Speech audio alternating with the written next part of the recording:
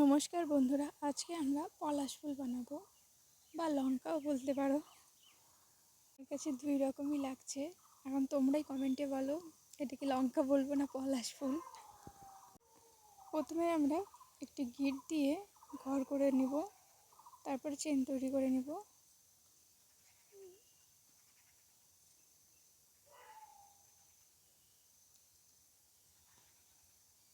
চেনটি তৈরি হয়ে গেলে আমরা এখন হাফ ডাবল ক্রোশেট করে নেব।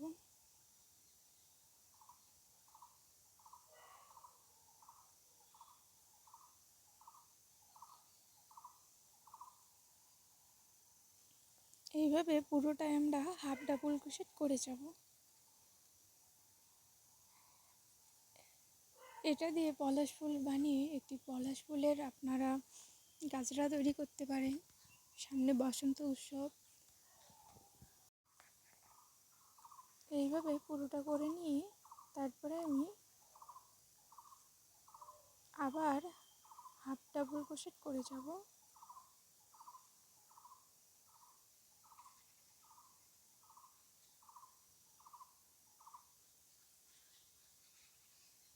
এইভাবে আমাদের দুটো তলে পার্টিশন হয়ে যাবে।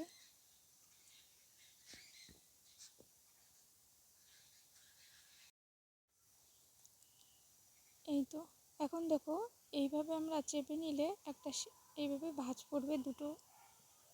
তারপরে আমরা কী করব, দুটোর যে মাথা আছে দুটোর মাথাটা যেভাবে আমরা সেলাই দেই ওইভাবে জয়েন করে যাব।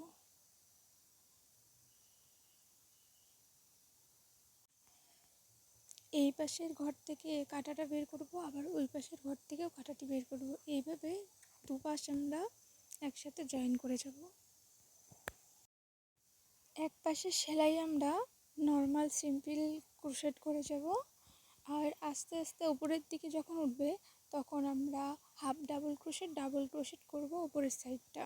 তাহলে আমার এক পাশের মাথাটা চিকন ও এক পাশের মাথাটা একটু মোটা হবে।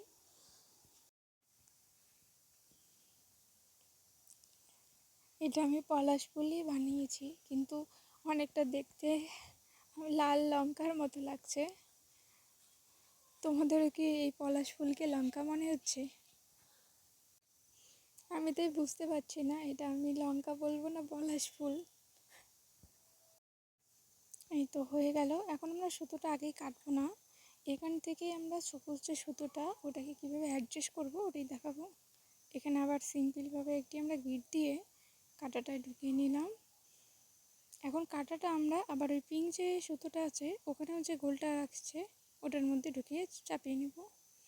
এখন আমরা পিঙ্ক সুতোর বাদ দিয়ে সবুজ সুতো দিয়ে ক্রোশেট করে যাব, নর্মাল সিম্পল ক্রোশেট।